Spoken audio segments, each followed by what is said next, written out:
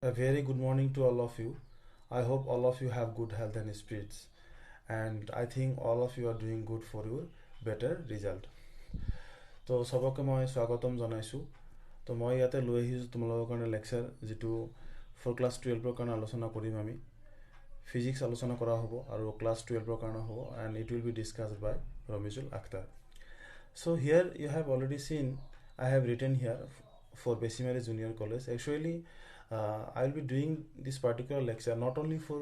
Besimari Junior College, all over the students who are preparing for the exam for class 12, right? তো এতিয়া মই লেকচাৰটো start কৰিম। লেকচাৰটো start কৰাৰ আগতে মই কি কৰিব বিচাৰিছোঁ, before start this lecture I would like to give a few instruction to all of you. And কি কৰিব লাগিব যে তোমালোকে কি কৰিব লাগিব, আৰু মোৰ লেকচাৰটো চাই থাকিবা। চাই থকাৰ সময়তে তোমালোকে কি ইনষ্ট্ৰাকশ্যন ফ'ল' কৰিব লাগিব ইয়াতে তোমালোকে অকণমান চাই লোৱা। মই ষ্টাৰ্ট কৰাৰ আগতে মই ইনষ্ট্ৰাকশ্যনকেইটা দিব বিচাৰিছোঁ। প্ৰথমতে চোৱা, ইয়াতে মই দেখাই আছোঁ তোমালোকক যে ইনষ্ট্ৰাকশ্যন কিছু ইয়াতে তোমালোকে পাবা।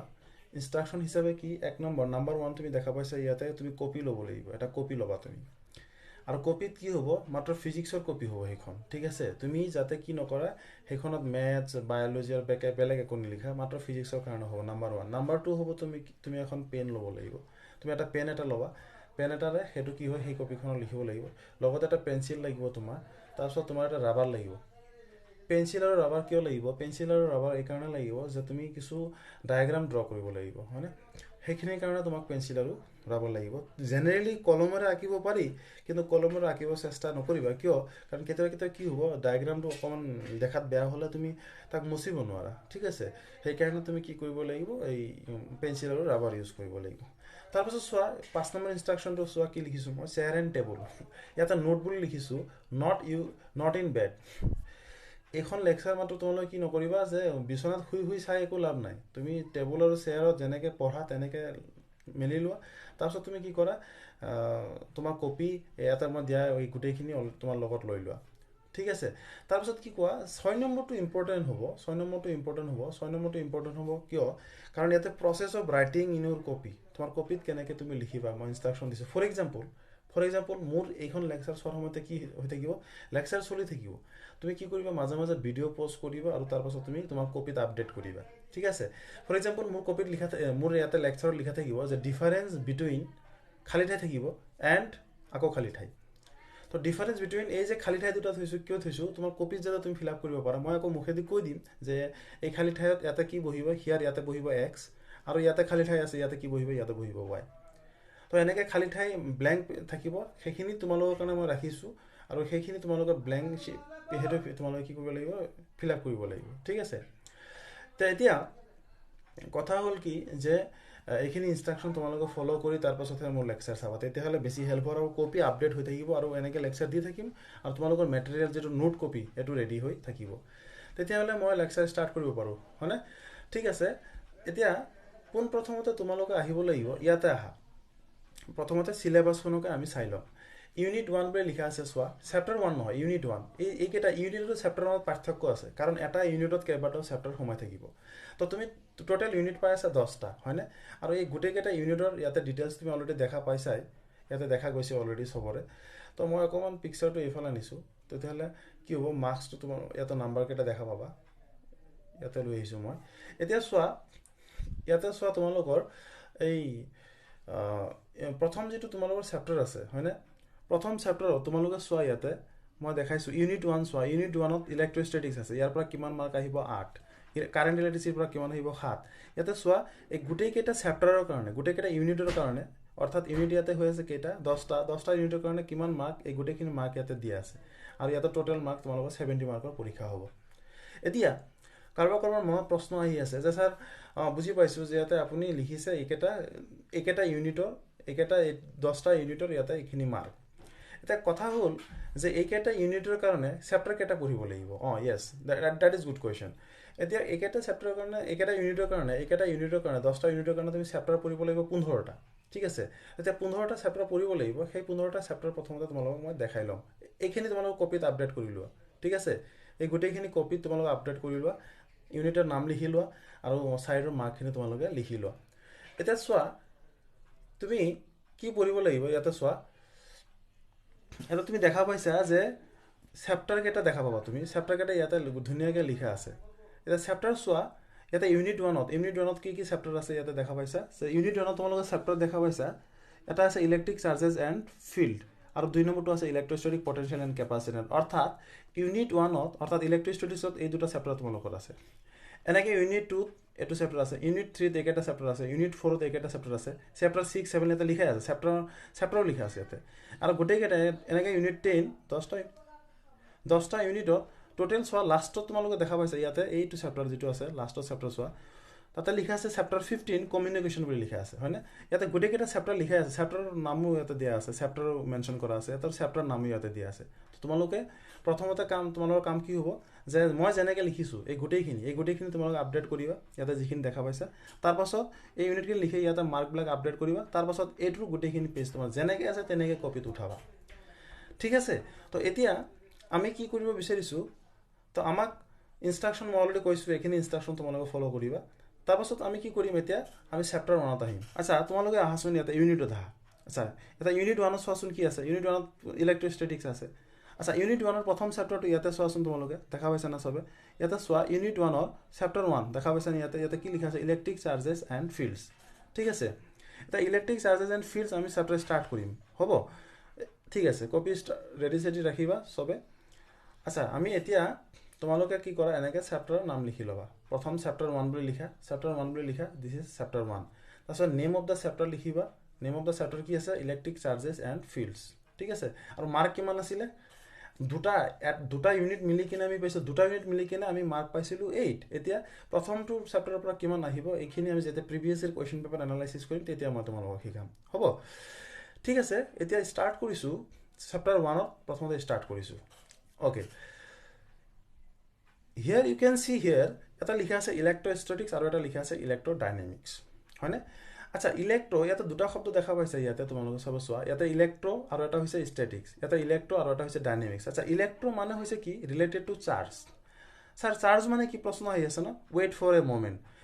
এতিয়া চোৱা ইলেক্ট্ৰো মানে কি ৰিলেটেড টু চাৰ্জ আৰু ষ্টেটিক মানে কি ইট ইজ ৰেষ্ট কপি যেনেকৈ ইয়াতে যেনেকৈ আছে তেনেকৈ আপডেট কৰিবা ইয়াতে চোৱা এগেইন ইলেক্ট্ৰো মানে চাৰ্জ ডাইনামিক্স মানে মোশ্যন অৰ্থাৎ ইলেক্ট্ৰোষ্টেটিক মানে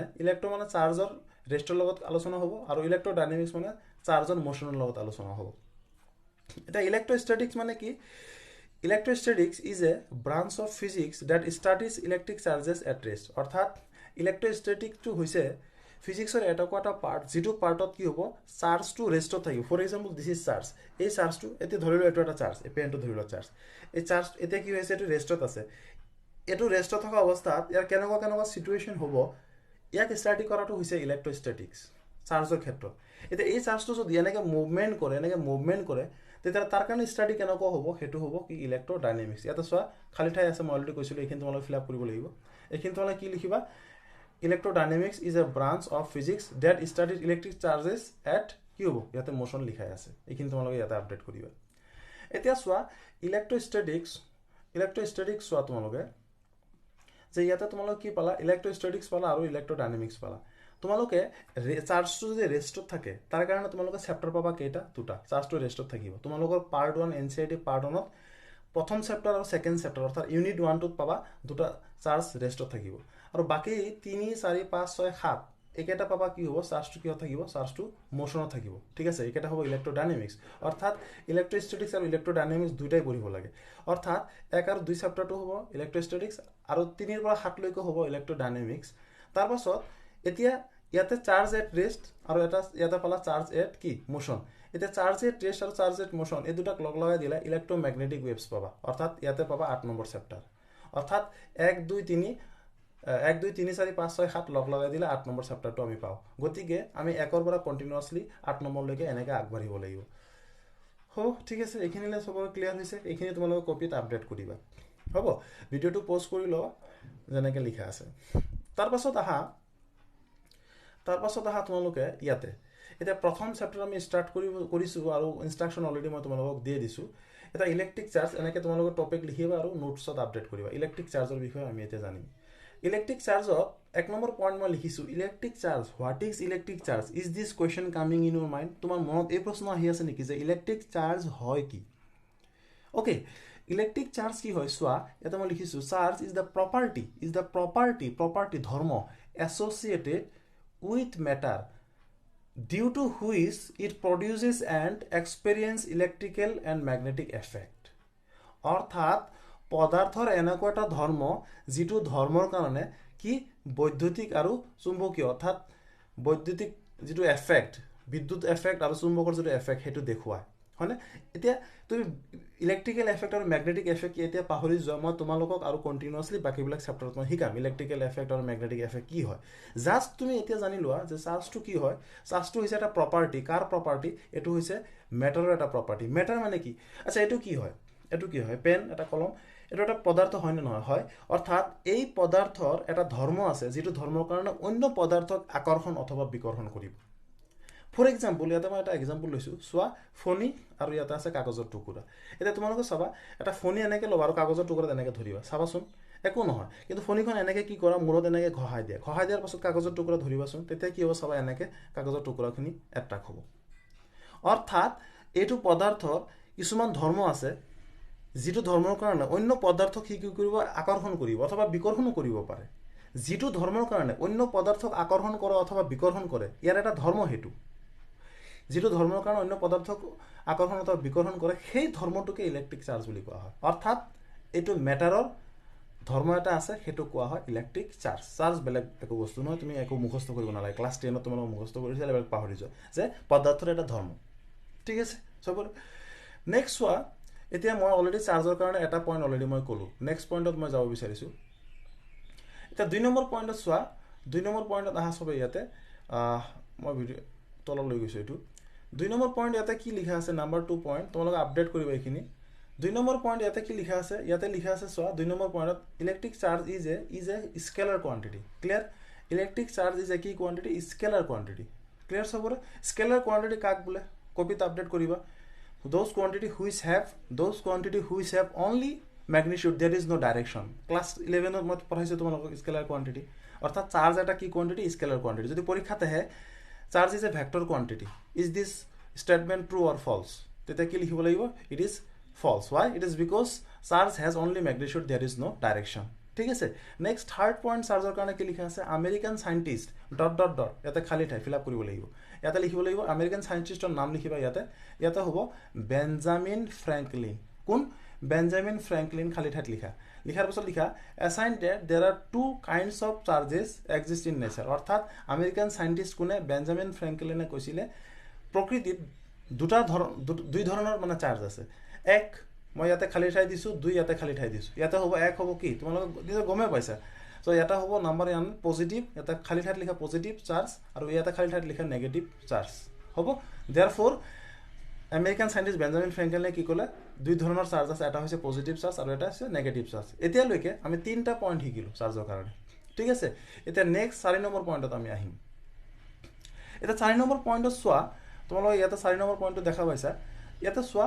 এতিয়ালে আমি গম পালো চাৰ্জ দুই ধৰণৰ আছে এটা পজিটিভ আৰু নেগেটিভ এতিয়া চোৱা এটা পজিটিভ চাৰ্জ আছে এটা পজিটিভ চাৰ্জ আছে এটা নেগেটিভ আকৌ ইয়াতে পজিটিভ নেগেটিভ পজিটিভ এটা চোৱা পজিটিভ আকৌ নেগেটিভ এটা পজিটিভ এই দুটা চাৰ্জ একে নেচাৰ একে হিয়তৰ কাৰণ এটো পজিটিভ যদি দুটাই পজিটিভ হয় অথবা দুটাই নেগেটিভ হয় তেতিয়াহলে হিয়তৰ মাজত কি হ'ব বিকৰ্ষণ হ'ব বুজি পাইছা কথাটো ৰিপেল কৰিব ইচ্ছা তেতিয়া লাইক চাৰ্জ মানে কি সেম চাৰ্জ কাৰণ পজিটিভ অথবা নেগেটিভ তেতিয়ালে হিয়তে কি কৰিব লাইক চাৰ্জ খালি ঠাইত কি লিখিব লাগিব ৰিপেল ইচ আদাৰ আৰু ইয়াতে আছে পজিটিভ নেগেটিভ আৰু নেগেটিভ পজিটিভ তেতিয়ালে কি হ'ব একেটা লাইক চাৰ্জ নেকি পজিটিভ নেগেটিভ নহয় আনলাইক চাৰ্জ তেতিয়ালে ইয়াতে কি হ'ব unlike charge attract each other খালি ঠাইত কি লিখিব লাগিব attract each other হৈছে তোমালোক ধৰিব পাৰি আছা তো এতিয়া চোৱা নেক্সট পইণ্টত চোৱা নেক্সট 5 নম্বৰ পইণ্টত কি লিখা আছে 5 নম্বৰ পইণ্টত লিখা আছে ইয়াতে চোৱা দা value of electric charge is কিমান 1.6 into 10 to the power minus 19 coulomb কোনবাই ভাবি আছে স্যার যেটো ইলেক্ট্ৰনৰ চাৰ্জ হয় yes I will explain this whatever point will come I will be trying to explain all those in this particular chapter don't worry তুমি চিন্তা কৰিব নালাগে এতেলৈ গম তুমি জানি লোৱা যে চাৰ্জ আছে আৰু সেই চাৰ্জৰ ভ্যালু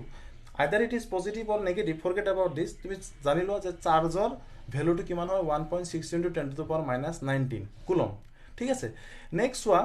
ইয়াতে নাম্বার 6 ইউনিট অফ চাৰ্জ চাৰ্জৰ ইউনিট আছে না yes definitely চাৰ্জৰ ইউনিট আছে কি ইউনিট 2 ইয়াতে কি লিখা আছে মই অলৰেডি ক'লোৱে কুলম তো ইয়াতে কি হ'ব COULOMB কুলম আৰু ইয়াৰ চিম্বলটো ইয়াতে অলৰেডি দিয়া আছে C বুলি তো খালি ঠাইত কি লিখিবা তোমালোকে কুলম লিখিবা হ'ব নেক্সট চোৱা নেক্সট অলৰেডি আমি চাৰ্জৰ যিখিনি কথা আছিলে চাৰ্জৰ আমি কেইটা কথা 5-6টা কথা পালো মই অলৰেডি সেইখিনি আলোচনা কৰিলো তোমালোকক এটা নেক্সট আছে basic properties of electric charges electric চাৰ্জৰ কিছুমান ধৰ্ম আছে এতিয়া চোৱা মই অকণমান ৰিপিট কৰিছোঁ মেটাৰ আচ্ছা পদাৰ্থ মেটাৰৰ ধৰ্ম আছে পদাৰ্থৰ এটা মেটাৰ মই কৈছিলোঁ তোমালোকক যে ইয়াৰ এটা ধৰ্ম আছে যাৰ কাৰণে অন্য পদাৰ্থক আকৰ্ষণ বা বিকৰ্ষণ কৰিব এট্ৰাক্ট কৰিব আৰু ৰিপেল কৰিব এই মেটাৰৰ যিটো প্ৰপাৰ্টি যিটো ধৰ্ম that is called what charge it is clear সবৰে ক্লিয়াৰ হৈছে যে মেটাৰৰ এটা ধৰ্ম আছে এইটো হৈছে চাৰ্জ এতিয়া চাৰ্জৰ কিছুমান ধৰ্ম আছে কুৱেশ্যন মাৰ্ক মাৰি দিছোঁ হয় তো basic properties of electric charge তো চাৰ্জৰ কিছুমান ধৰ্ম আছে আমি আলোচনা কৰিম এতিয়া মেটাৰ বুলি কওঁতে কোনোবা ভাবিব মেটাৰ কি বস্তু এতিয়া চোৱাচোন এইটো ৰড এটা কি মেটাৰ নহয় নেকি এটা কি ফোনে কি মেটাৰ নহয় নেকি মোবাইল ফোন এটা কি মেটাৰ হয় কিতাপখন তোমাৰ মেটাৰ হয় তো আল্টিমেটলি এই গোটেইখিনি মেটাৰ এইবিলাকৰ এটা ধৰ্ম আছে মেটাৰৰ কি ধৰ্ম আছে